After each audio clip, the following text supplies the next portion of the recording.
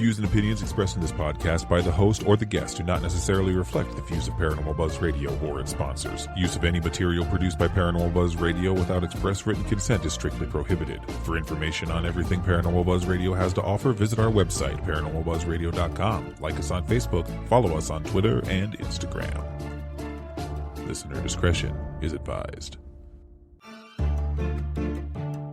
Hello and welcome to Phantom Science, the podcast, where we discuss how to prove it's not just all in your head.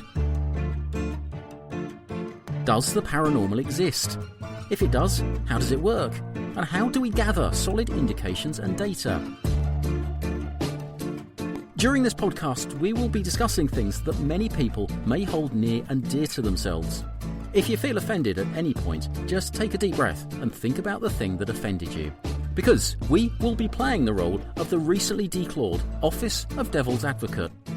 So sit back, relax, and enjoy the show. And thank you very much for listening.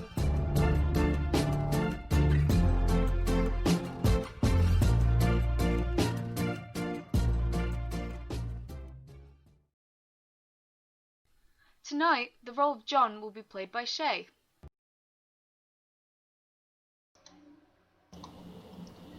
Good evening, everybody. Welcome to Phantom Science. This is Shay Carroll. I'm from Paranormal Buzz Radio. I'm the co-owner. And as many of you know, most of Iowa, or a lot of Iowa anyways, is without power tonight. I think it was estimated at over 130,000 customers are without power. But the show must go on, so they allowed me to be here with the one and only Shane Feek, who is here with me. Yeah. They were brave. They allowed me on their show. So this could be interesting. Yeah, this will be fun. They'll get used to the different accent. So yeah, that'll be all good. Yeah, it could go from this British accent to this Massachusetts accent. Yeah. Yeah. So yep.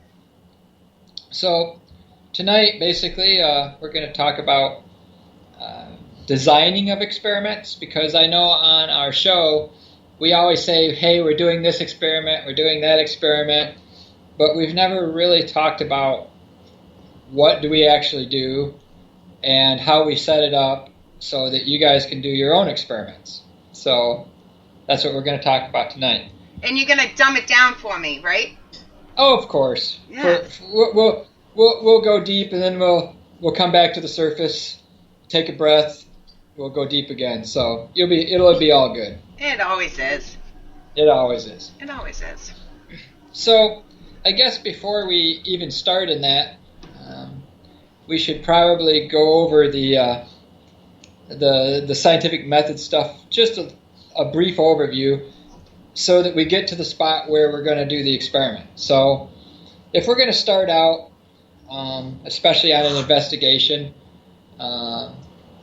especially if it is an investigation where it's a private residence or someplace where there's a specific thing happening, like somebody calls you up and says, hey, I see a light in the corner of my room sometimes, or hey, something falls off my mantle at this time of the day. You're looking for specific things that you can test, not shotgunning like you would do if you're going to go investigate some, haunted area. Like you're going to go to a hotel or a known, where you're just going to shotgun, you haven't been there before. This time we're going to look more at, you're going to investigate a specific phenomena, a specific thing, because you really can't do experiments shotgun style. That's more of research kind of stuff. You just, if you're shotgunning, you're just looking for any kind of anomaly. When you're doing an experiment, you have to pick one or a few anomalies and go in depth on them.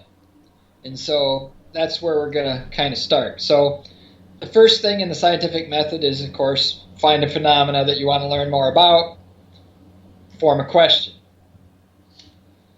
Once you have a question, it's like, okay, why is there a light in the corner of this room? Or why does the clock fall off the mantle at a certain time? That would be your question. So once you've determined what you're going to make the experiment on, then you're going to make a hypothesis. Well, okay, maybe the light in the corner of the room is a reflection from a window of passing cars. Or maybe the clock falls off the mantle because when the chime goes, it makes a vibration and causes it to move a little bit each time until it finally falls off. So at that point, you're kind of making a hypothesis. Okay, why do I think this is happening? Because you have to establish that before you can make an experiment. Because, just to have an experiment like, okay, I'm just going to watch this clock and watch it fall on the floor. Okay, but you're not gaining enough information to really figure out why this is happening. And that's the point of the experiment.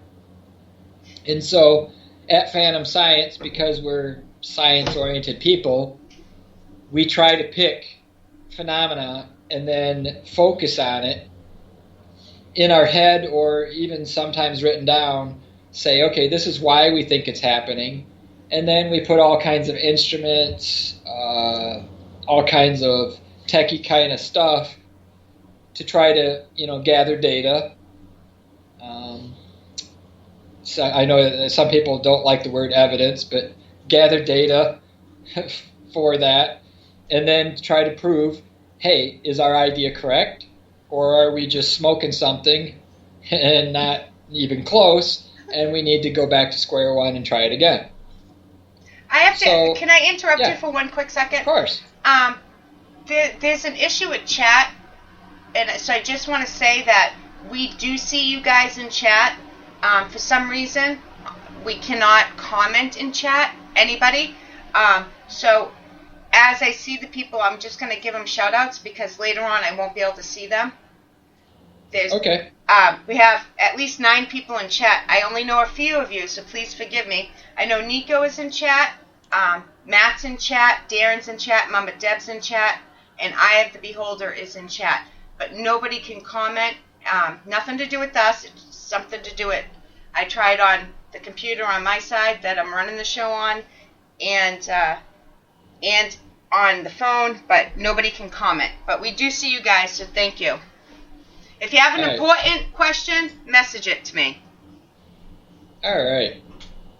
Yeah, I tried typing something in there, and I don't know if it did anything or not. Probably not. It disappeared. No, it disappeared. So, sorry, I didn't mean to interrupt you. I just didn't want to forget. Hey, no problem. It's all good. So, once you've figured out what phenomenon you're going to look at, you've made an idea what you think it is, you've set up some equipment, you took a whole bunch of readings, video, audio, all kinds of sensor board stuff. We talk about the squeegee board and, the different ghost feeders and all that stuff. So we set up that stuff near or around the phenomena that we're looking at. Eventually we collect a large amount of data, many times thousands of records. So once we have that data, then we do what we call data analysis, where we pull it into spreadsheets. Sometimes we make graphs out of it.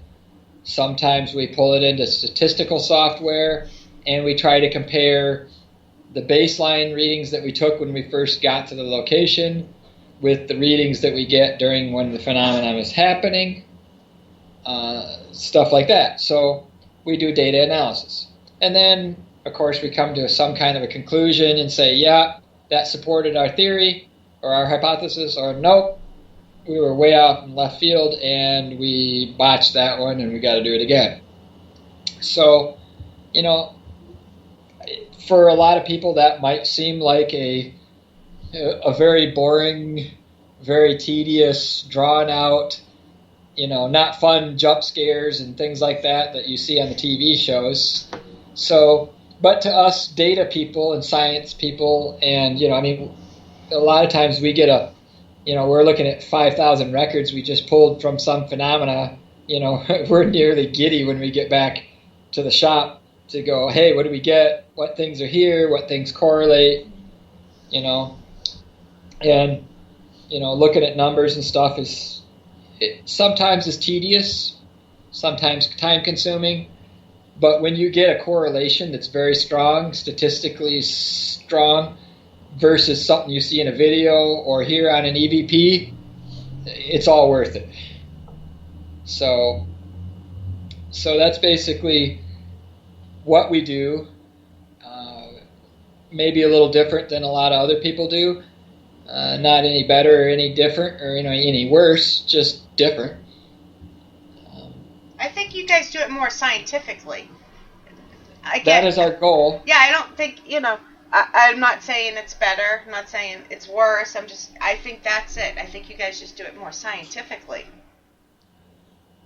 We try hard, that's for sure. Yeah.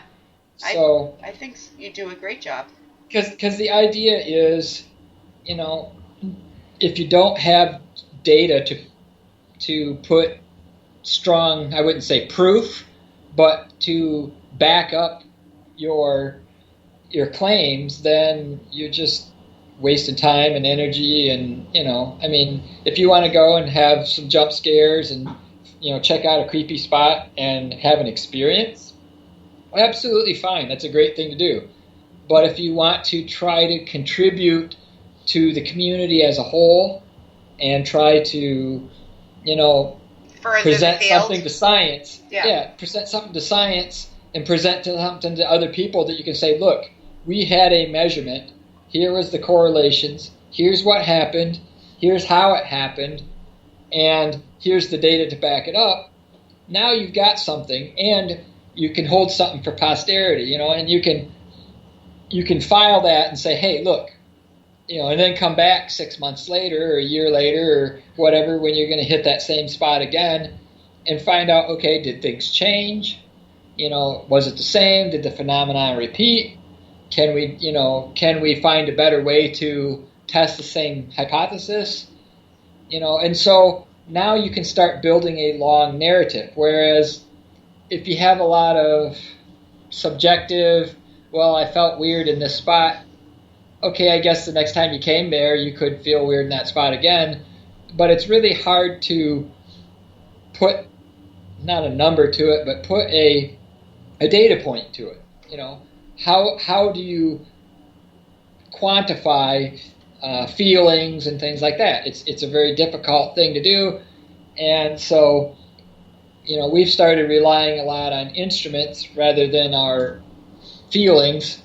It's just a different method. It's no better or worse again. You're right. I have no known psychic abilities. I'm not a sensitive. Matter of fact, I can walk through a place that my wife says, oh, I feel something or I sense something, and I'm like, I have no idea. Let me get a meter on that. I don't have those abilities, so I can't rely on that. All I can rely on is, numbers and video and audio. So it's just a different method. So I guess the first part, if you're going to make your own experiment, is kind of Sherlock Holmes it.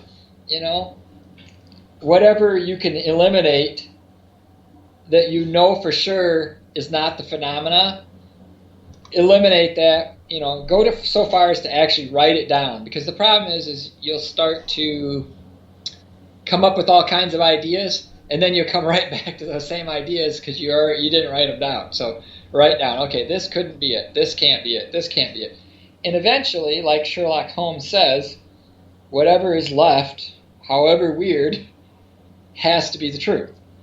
And so that's how a good way to start coming up with your experiment. Go through and find out all the obvious things. Write them down, even if they seem like, well, that's obvious. Write it down, because 6 months later you come back to it, might not be obvious anymore. Right. Stuff like that. So make a record. That way you don't repeat yourself, you don't repeat your same mistakes, and you've eliminated and you have a list of these are the things we've gotten rid of. Now we can start focusing on the things that are left. Another thing that you want to do is if you can repeat stuff, like take the same measurement multiple times. Now, I know a lot of places you go to, you have to shotgun it because you get to only go once. It's really expensive. It's a famous place. It's hard to book, whatever. You can only go there one time. You're going to have to just shotgun it and just kind of pick up whatever you pick up and try to find anomalies. But if you can find a place where you can go multiple times, like, for our school or, one of the local bed and breakfasts, places like that where you can, go back again and again and again and again, those notes that you took will become a guide for you. But you can also then start averaging out your measurements. You can say, hey, I've been to this same spot. I've seen that light 5 times. We've eliminated all these things. We got some new instrument that now can do something different than before. Let's put that instrument on it. What can we do? And then, start working it from there. It gives you new ideas. It gives you new things you can test. And after you've done it a bunch of times, each time you do it, your evidence or your data is stronger. Something that happens once and never does it again, that's a fluke. Maybe it was real, maybe it wasn't. There's no way to know. But something that can repeat many times. Even when you get repeats over and over in this field, I don't think you can say it's for sure. It could still be a fluke. Oh, absolutely. I agree 100% on that. It's just each time you get one, your data becomes stronger. Right. And then when you get to the point where you can start predicting it, or can, in some cases, could command it to happen, can happen at will, then you have the whole different category. I mean, at that point, you're either A, actually making contact with something. Right. And now you've got intelligent conversation going on. You can say, hey, can you make that light happen again? And they can do it every time. That's pretty strong data. Or there's some natural phenomena that causes it, and eventually if you watch it enough times and take enough readings, you can find out, when a car is parked in this very specific part in the parking lot across the street, and it reflects off a street sign, it makes a light on the side of the wall. Okay, problem solved. That's not it. So now we know that, paranormal wasn't part of that event. So that's where taking lots of measurements can get you closer to the truth. But, all right, you can't see the questions because people are sending them to me through Messenger. Okay. So we do have questions, but... Okay, let's do it. My question kind of goes along with this one. As a new investigator with no idea what to do, where should we start? And add to that, how about people that don't have the I don't want to say same amount of money as you, but don't have a lot of money to spend on this? Where should, if we're just starting out or don't have a lot of money, where should we be focusing our money, our time, our efforts? And okay, this is a great question. Matter of fact, I was going to kind of get to it a little bit later, but we'll just hit it right now. Okay. So let's talk about some of the low-tech, low-cost experiments that you can do. And some of these date from back in the 1800s. They used to do this stuff. But something simple like, especially if you're in a place where you have permission to touch things and do stuff a little bit, maybe if you have an object that keeps moving, maybe sprinkle a little bit of talcum powder over it and then take a photo of it. No longer talcum powder. That causes cancer. Just regular powder. Whatever. Cornstarch. Something. Sorry, had to throw that out there. Sure. Cornstarch is fine. Whatever. A little bit of powder. Take a photo of the object. Record your date and time on the photo. And, leave it set or do a session, something like that. Another one that we might use is crepe paper. It's like the decorating that they hang for birthday parties. Use some painter tape so it won't, and hang it from the ceiling if you think you've got a cold spot. see if there's a draft. Take a short video of that paper flowing back and forth. But okay. But on that, how can you? You guys told me to be sciencey. Yes. This is my best attempt. When you do something Okay. with paper or something, especially if it's from the ceiling and you're not as tall as the ceiling, you don't actually know if there's a draft up there. So that's not really sciencey. Yeah. And the streamers could be long. I mean, they could hang down to person level, shoulder length or whatnot. And the idea is, if every 10 minutes the papers start moving and then stop, then you're like, okay, what causes that? Now, if you're just walking through the house and not really paying attention, and all of a sudden you're like, oh, it's a cold spot. And then you come back a little bit later, oh, it's not cold anymore. But if you have a video on these papers hanging, and all of a sudden they start moving and then they stop, you can start finding a timing and find out, oh, that's just when the air conditioning kicks in. And now they move. And it might be so subtle you don't hear it or notice it yourself, right, except feel the cold spot. But hey, now you've got something that's very inexpensive to do. I mean, you can get that stuff at the dollar store. Yeah. And you can see, okay, I recorded it and it moves at exactly this time. What happens during this time? Okay, the air conditioning kicked on. So now you can scratch one more off the list. Another thing you could do is put down a little compass. Go to the Walmart and spend $3 and buy one of their cheap compasses.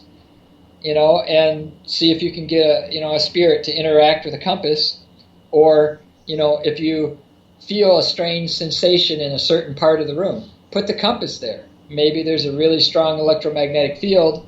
You can't afford an expensive EMF meter, but the compass should see that same EMF field. So you want to explain to people, for those listening, Sure, that don't understand what a compass has to do with EMF field? Yeah, so the M in EMF is magnetic. And it's electromagnetic field. Well, a compass uses the weak magnetism of the Earth to point north. So a very tiny fluctuation in the M part, the magnetic part, will cause the compass to waver or move back and forth or spin around if you got really strange things happening. So it's a poor person's EMF meter. And so it lets you get started. You might already have one, gets you going. And it's very sensitive. Matter of fact, there are times when I've been able to get interactions with the compass by putting stuff near it that the EMF meter doesn't even see sometimes. So if you put a compass down somewhere, yep, north is always going to be north, people. That's what he's saying. North is not going to move. Correct. So that, I don't know. Yep. So, and just put a video camera on it, maybe even put a video camera on it and leave the room for 20 minutes and come back, and then just check the video later. Hey, did it move? Or do an EVP session. Hey, during the session, can you touch the compass? Can you spin it? Because, compasses have been around since the days of Columbus. So even if a spirit happens to be from the 1800s, they'll know what a compass is. They might not know what an EMF meter is, but they'll know what the compass is. Say, hey, can you touch the compass? Yep. It's one more thing. It's inexpensive and easy to do. So you are, my daughter checked my phone, so I don't have the questions in front of me. That's why I jumped. I'm sorry. But so you are on board with that. The electromagnetic field will change if there's paranormal activity, or, possibly, because nobody knows for sure, but correct. You're on that line. The only reason I'm getting, when I first started, I had the complete skeptic. I'm like, there's no freaking way that spirits would do anything with the electromagnetic radiation. However, now that we've done, probably going on a dozen experiments with all kinds of equipment, and we have seen strong correlations of radioactivity and or magnetic fields changing in response to questions asked during EVPs or in response to things we've talked about in the past. Sometimes we're not even doing a session. We just start talking about some past event, and all of a sudden there's a spike or a drop in those readings for the exact period of time that we had the conversation, literally to the few seconds. You know, Yeah. you start the conversation, you see it come up, you stop the conversation, and another topic comes up, and it drops right back down. It's like, Yeah. that's happened so many times now that it's starting to make a pattern. And so that's where I'm at. I'm starting to see patterns. My belief meter is starting to move at least to the center Yeah. from the full skeptic side. So that's where we're at there. I wanna get back to the radon. What is the word? Yep. Radiation. Radiation. Thank you.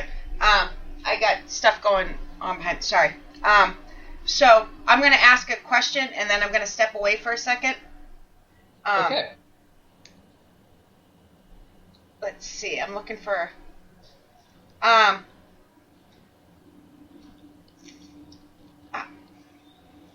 Hold on. I'm getting there. Sorry. No problem. Darren wants to know more about, if you know, a Faraday cage. Yes, we can talk about that. Can you talk about that a little bit? Because I have no Absolutely. idea. And you could explain it to me right now, and I wouldn't understand anyway, so I'm going to take this opportunity to walk away. Okay. I'll be So- right back. Alrighty. So a Faraday cage is nothing more than a large, well, it could be any size, but it's typically an area, either a room or a box or, you know, some piece where there is a wire mesh over the outside that is then grounded to the earth ground such that radio waves cannot penetrate. Or maybe that's not the correct term. It's not that they cannot penetrate it, but they're significantly reduced. So let's say you have a cell phone. It's got full bars of signal. You have a little box that's covered in metal, and it's grounded to a good solid earth ground. You open up the box, you put the cell phone in it, you close the door, you look at the cell phone signal through a little window or whatnot, and you realize it has either no signal at all or like one bar. So basically, what's happening is that metal is absorbing the signal and sending it to ground such that now that object is shielded. Now, where that comes into play is, let's say you're going to do, and here's an experiment that's actually been done. So we'll start there. There was a university that did a study. They brought in a machine that generated random numbers using radioactivity in the air to create the numbers. They let the machine run for a long period of time. They determined, yes, these numbers are truly random. Then they put the thing in a Faraday cage so that nobody could do signals or try to hoax it or try to mess with the equipment. They brought in students and had them think about that random number generator, and the students were actually able to still influence that, even though the box had a Faraday cage around it so that no cell signals, no Wi-Fi signals, no radio signals could get in there and interfere. So literally it's used to protect electronics or to work on electronics when you don't want outside radio stations, etc., interfering. So that's what a Faraday cage is. It's just a shielded box connected to ground that cuts down signals. See, I actually knew that. So there you go. Yeah, I thought you were going to get like all technical, but That's as tech as a Faraday cage gets. Well, it's a box shield signals. I don't know. You guys are like so smart. Like that. Oh, you know, the intro said I'm playing the part of John because I had to point out I'm not British, but I'm more cynical than Nico, so that's easy. I'm there. Oh, there you go. You know, so Yeah, I'm just funnier than Nico. Oh, that hurts. All right, he knows some more low tech. Yeah, keep some going. more low tech stuff. We got tons of questions, so save some room at the end, and then I'll ask you them all at the same time. Okay, sounds good. All right. So some other ones are bells on a thread, and just kind of run the thread. You know, something that can be break easy, but something that can ring a bell if somebody comes through. Another one is one of those magnetic doodle pads, like you can draw on with your little stencil, and it shows magnetic, things.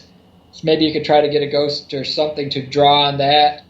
Of course, one thing we've tried is putting fresh batteries out. Record the voltage of the battery first, set the battery out, and then at the end of the thing, collect your batteries and compare them to what they were when they were fresh and see if the theory of them draining your batteries is real. So those are some low-tech little experiments you can do. And of course, you can do EVPs. You can do, with your voice recorder, just sit down in a room, a voice recorder, a notepad, and just sit there silently and, ask some questions and see if you get answers. So what do you think about the battery theory? Do you think spirits can... Because I've heard it both ways, and I've heard good arguments both ways. Like, they need energy from something. But then I've also heard people say, well, what if they just stick their finger in a light socket if they're smart enough to know to get there? So what is your theory?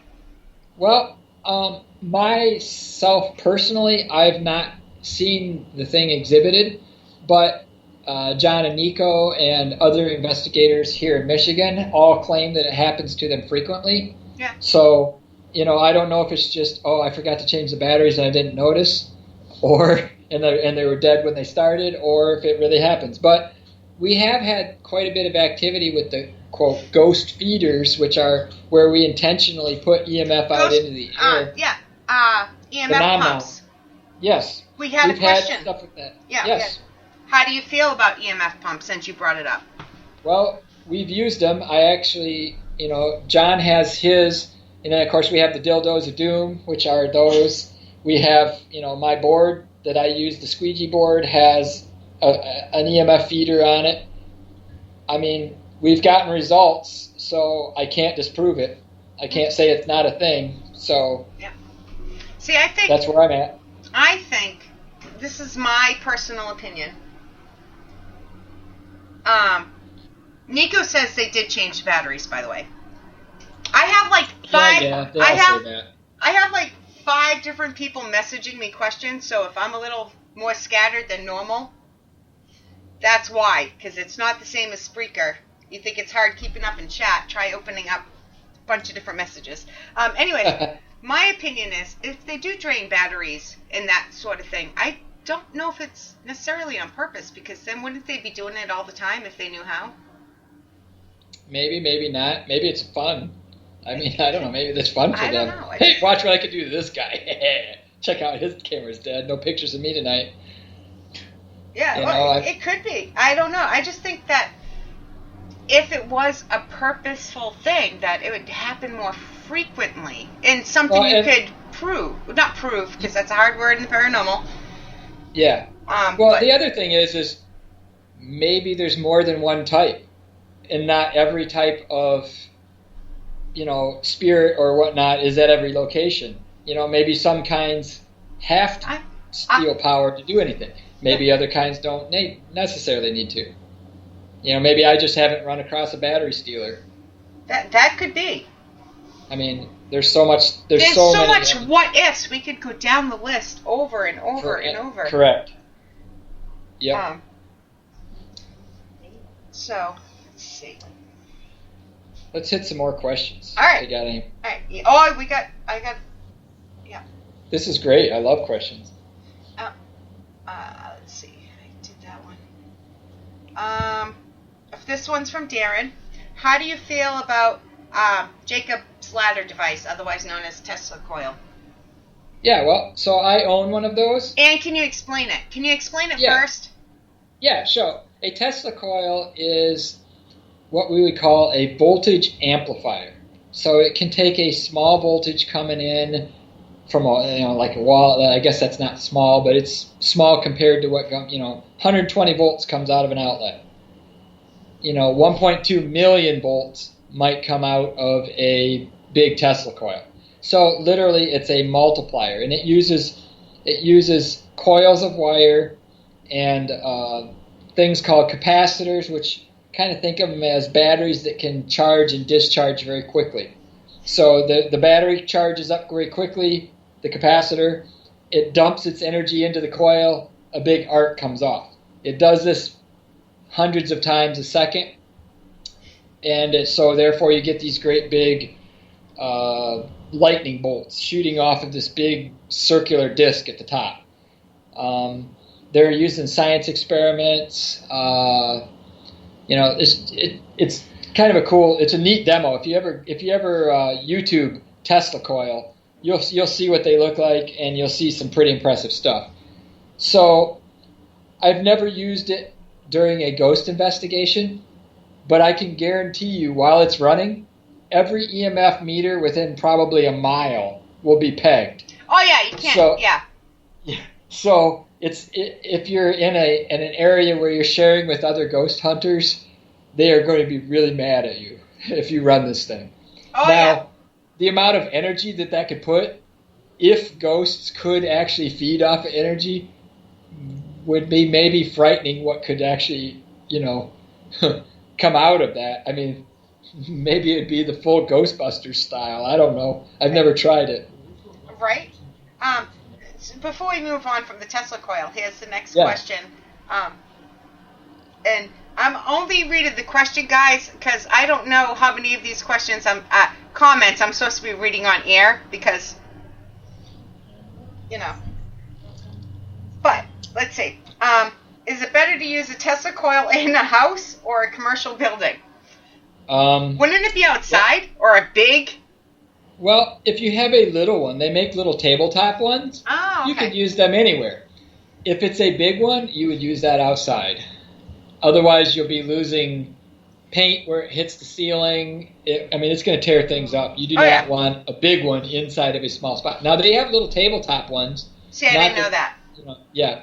Well, actually, you ever see the little globes that you touch and the little arcs come to your fingers? Yeah, we've thought about trying those. Those are very baby Tesla coils. Yeah, we've thought about trying those. Yeah, and that's an idea. I've never thought about it, so I'm going to add that to my list. No, I really do want to. Why wouldn't I'm adding it right now as we speak. So, off of this is a little off paranormal, but have you seen the Tesla Files from the History Channel, the show? I have not seen it. No, I don't have cable or anything like that. So, well, if that did not define it for you guys, check it out. It's in the first couple episodes. I'm only halfway through with the series, but that really it shows what a Tesla coil can do. So. Yep. So. Nico's telling me to read all the comments, and some of them I really can't, even on explicit shows. Uh-oh. Nothing bad, just funny. Yeah. Plus, I don't want to blush. Because you know how sensitive I am. Let's see. Sorry, I gotta keep scrolling to find the questions. Of all nights for the Spreaker chat not to work, it had to be this one. It's like, I didn't have a long enough week. Here's a good one. How do you feel about the SLS camera? That thing I'm going to call the bunk. Basically, its whole purpose in the world is to find movements of people. So it's normally used for a video game, with an Xbox or like that. And so it's designed to track the player's movements so it can make the player on the screen move the same as the person. So it's a computer algorithm that looks for things that look like moving people. Well, so ghost people decided, let's see if it'll find ghosts. The problem is it finds door frames, chairs. It can. I agree with you. It finds every kind of random. This thing, I don't know. And the other thing is sometimes you can have a person right in front of it and it doesn't find that. It's like, okay, so I don't know. All right, I don't own one, so I can't really. How do you explain? Bunk. How would you explain this? So it was my sister. My mother was there too, and something kept touching us, and it showed up on the SLS to the point where we would walk away and it would follow, and to the point where we would put out our hand and say, if you can you touch our hand? And obviously the person in front of the SLS cannot see what's being recorded. Sure. And my mother, I can feel it. And sure as hell, the thing reached out and touched our hand. Hey, maybe it's a thing. Multiple times. Yeah. I've only got to use one 2 or 3 times, and it was for very brief times. So yeah. I was like, hey, check this thing out. So I held it for 5 minutes, walked around the house, kind of looked at things, looked at some people, and I was like, okay, and I handed it back. So I guess I haven't given enough investigation to give a hard science answer to it. You are accurate when you say, because we used it a lot to go around and test different materials to debunk like what it would do and what it wouldn't do.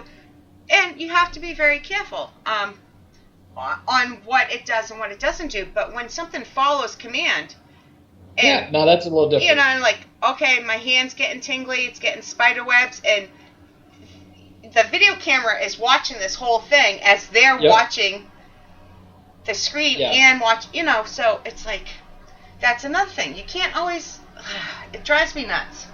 Yeah, it drives all of us nuts.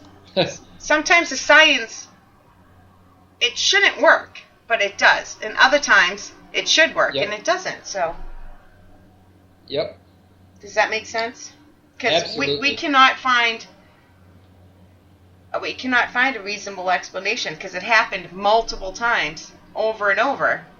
Yep. Well, like I said, whatever's left, however it's got to be what's left. So Yeah, it's tough. So with different kinds of readings, what does that mean for your investigations? Like, what if? Because this was asked a long time ago, and I don't even remember what part. With different readings you get, how does that take you in a new direction during an investigation?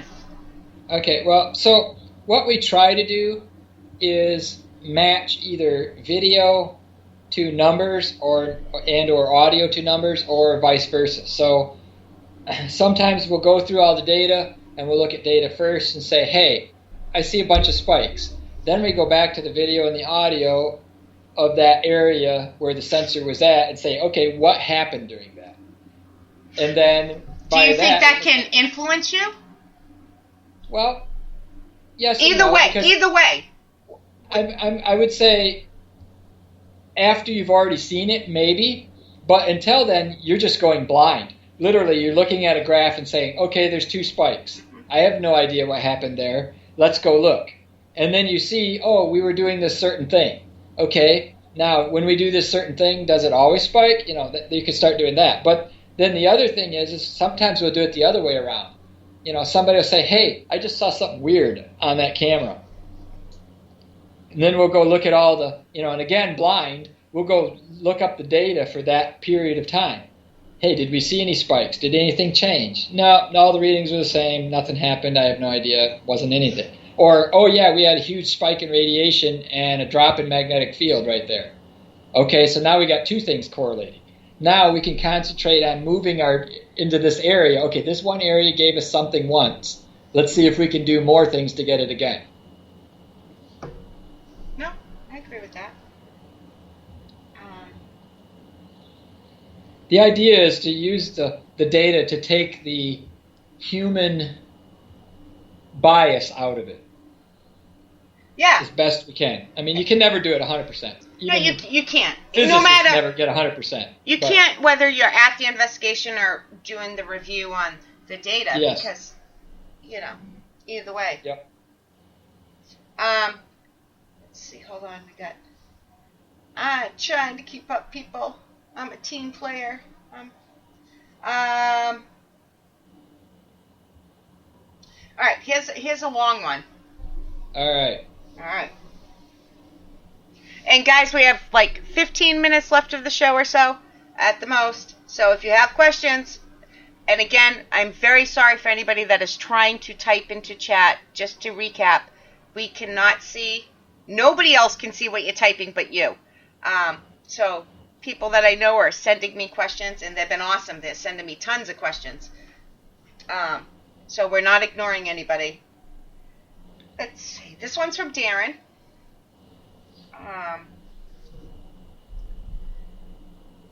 How how do you feel about VR, virtual reality, in the paranormal field? As him and I discussed last Friday, like able to look at buildings that you want to go investigate beforehand and get an idea and a feel about them, so you get there and you already know the premises of the buildings and know what the rooms look like, etc. I would say I would not want that, at least for me personally, only because I want to take the bias out. Like John a lot of times says, we don't want to know the information about the place and who was there and why and how and the history until after we've already done and taken the data. Because, if you know the place, you know history, and you know names and things like that, then pareidolia and all that's going to start kicking in. Yeah, but it's not names. It's just showing you the setup of the room, the building. I guess for us it doesn't really matter. Most of our equipment we can move around, so I guess it doesn't really matter to me. I mean, I would say no, it's not helpful. It doesn't. I would almost rather just go in without the prior knowledge. That's just me. No, there's nothing wrong with that. I have an issue with people that say, you're wrong, I'm right, 100%. There's wiggle room in all of this, so... Absolutely. I'm just trying to keep up with all the questions, so... I think it's a good idea for, I think he brought up Lep Castle, stuff like that. That's far away that you'll never get a chance to go and look and see, and... Well, in that case, it might be fun. VR, just to experiment, look through a place that you've never been to before and you can never go there. Absolutely, that'd be fun. But to look over a place you're going to go investigate, in the next week or whatever, it's like, okay, I mean, I guess maybe if you had some kind of, physical handicap and you decided that, well, this place has tons of stairs, I'm not going to be able to do the upper floors, you might not bring as much equipment. But I think for the normal person, I don't know, I would just rather keep the bias out of it. I don't see how a building can give you bias, though. I'm not trying to give you a hard time. It's just in my nature. Yeah, I guess I would look at it as... It's the Nico. It's the Nico coming out in me. Yeah, so I would say, okay, let's say you saw an antique clock, and then you're doing some investigation on the web, and then you find out, oh, yeah, that clock sometimes spins backwards, and people think it's haunted. So now you're going to be like, okay, is that clock going to do this? It might give you something to point your instrument at, but then again, it might give you bias. Keep thinking it's going backwards, but you're just not paying attention to the time. I don't know. I guess I don't know. I would say it probably wouldn't change it much one way or the other for me. I would hate it because I don't like video games and that stuff. So, I like video games. I play video games all the time. It's just, I don't know. Maybe that's why it's not as big a deal either. I play video games. And my friends have VR, and I can go over to their house and play VR all afternoon. So, yeah.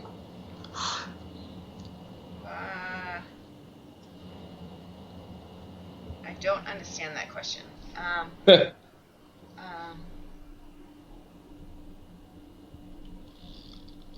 Sorry, I know. I'm not supposed to have silence on the radio, but oh well. All right.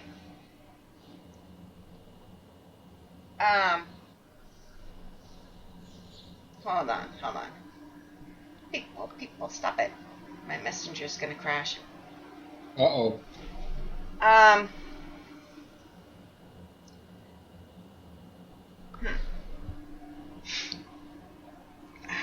All right, he already said he messed up the question, but he never fixed the question, so I don't really understand. Darren says, this is what he says, and let's decipher it. I'd be interested as to what he thinks of seems like, I don't know what that means, like a Dr. Brown from Back to the Future. I don't know if he's talking about time travel. Yeah, I don't know. He apologized for the typos and but he never fixed it, so. All right. Do you ever think, while we're waiting, do you ever think time travel like that is possible? Well, I guess if the physicist in me says no because of quantum mechanics, and that's a whole show's worth of information in there. It's a whole migraine for me, so. Yeah, so quantum mechanics says no because of non-determinism, and you can't know things ahead of time or behind the time. I mean, you can know things that already happened, but you can't know them ahead of time. So time has a single direction as far as quantum physics says, so I'm going to say no, but so there's that.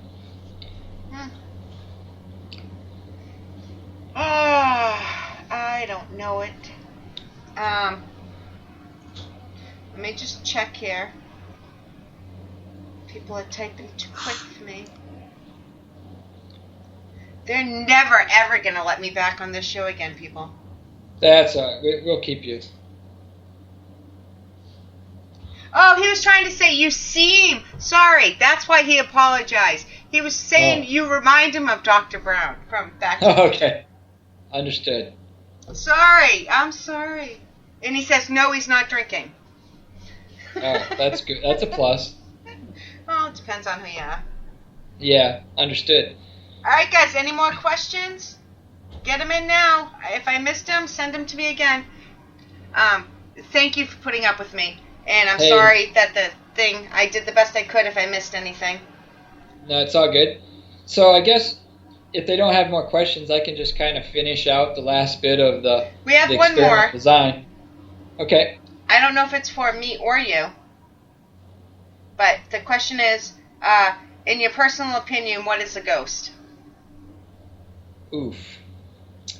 Well, if they exist, I would say that they are spirits of deceased people or the spirit part of a person that could still be alive.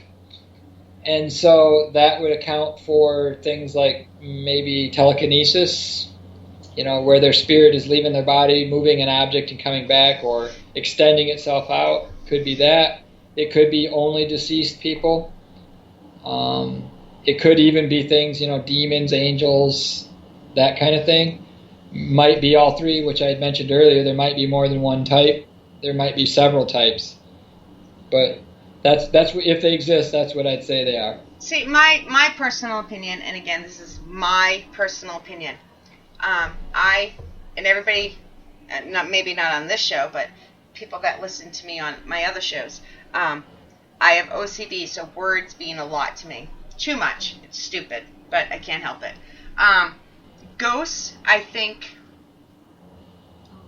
are I guess, for lack of a better word, the soul, or what's left of, however you want to look at it, of a deceased person that is stuck here. Spirits, to me, I look at them more as ones that can come back, crossover. From where? I don't know. Everybody has a different opinion, but can come back and forth. Again, this is why I can you're personal. That's basically how I picture it. Yeah. So that's how I look at it. All right, I'll ask that one after, Darren. I know that's the very last question. Yeah, everybody's messenger is also glitching, not just mine. It's everybody's. Okay. Mine has been all day. So I know Nico's tried to ask a few questions on top of the comments that he did say, but it is messing up. We're at that time. We have one more question, but I just want to make sure there's nothing else you want to say. Am I ever going to be invited back to the show? I'll bring you back. Was I that it's bad? It's been fun. We've had a good time. Other than the messenger thing. Yeah, it's great. We're having a good time. We're talking. Oh, That's I what love it's all about. I love it. You were supposed to be on my show a while ago, and then I had some personal stuff come up, and you never did. So this was great for me. Yeah, and we'll do one for you too, just for something, Yeah, see? Maybe we could do one where it's the opposite. You could teach me stuff, and I'll learn. Maybe we'll do a spiritual side of it. Maybe. I'll go there. I'm open, man. Yeah, see? I'm all about the learning. That's what I'm Me here too. for. I don't care if I agree with you or I don't. I say all the time on my show that I learn more from people that I don't agree with than I learn from people that I totally agree with. Because they make me think more. So, all right. Darren would like to know, of course, this is the running. I don't know if it's asked on this show. He's not sure if he ever asked you personally. Tell your friends, hold on, we're wrapping up. Sorry. What is the one object in the whole world you would never want to be haunted? Ooh. Yeah, we've had some doozies. It's a paranormal. I'm gonna say my toilet. That is the number one answer. I mean, it just came to me like snap. Yeah. And I don't know why. Yeah, that is the number one answer we've had. I mean, that just sounds the worst because I had mental images that came in like a half a second. And I was like, that's bad. That's all I could say. Yeah, that is the number one answer. We've had some really great ones, but it's asked in all the shows. And he didn't know if you had ever answered it before, so he wanted to make sure. Nope, that's the first time, I can guarantee it. Oh, yeah. Even if he's not in a show, we ask the question now, so. Awesome. I just want to make sure. I think that's about it. Okay. So, I just want to let everybody know, again, prayers to our Iowan friends, and I keep saying Iowa because we have 7, 8, 9, somewhere between 6 and 8 different hosts that are affected by this, just from Paranormal Buzz Radio. So wow. I keep saying. In here, I thought it was only John and Nico that were in the dark. No. No. So prayers. They're a week today, tomorrow, something like that, with no electricity, and it could be another 5 days or so with no power. But there will be a show next week.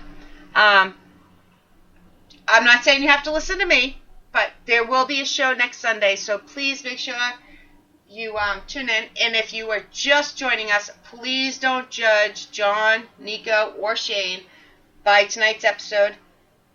At least judge it by Shane's responses, not mine, because I'm not that smart, and that's okay.